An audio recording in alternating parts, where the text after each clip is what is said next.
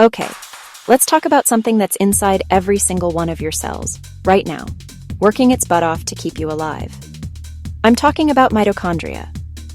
Yeah, those tiny powerhouses you might remember from high school biology. But here's the thing.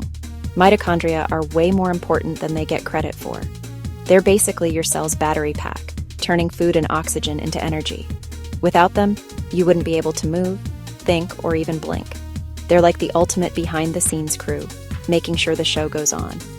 But what happens when your mitochondria start to break down? Well, that's when things get tricky.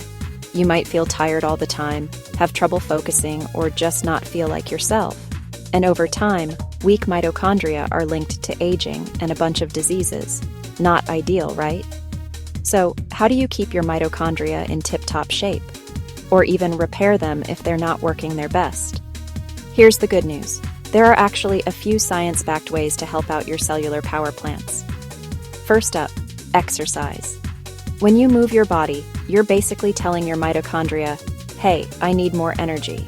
So, they make more of themselves and work better. Even a brisk walk counts. Next, let's talk food. Eating a diet rich in colorful veggies, healthy fats, lean proteins gives your mitochondria the raw materials they need. And don't forget about fasting. Giving your body a break from food every now and then can actually trigger your cells to clean up and repair damaged mitochondria. And finally, sleep.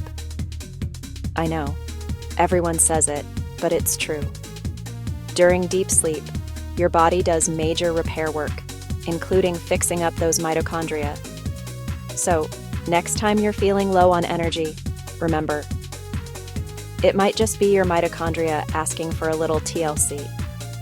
Give them what they need, and they'll pay you back with more energy, better focus, and a healthier you.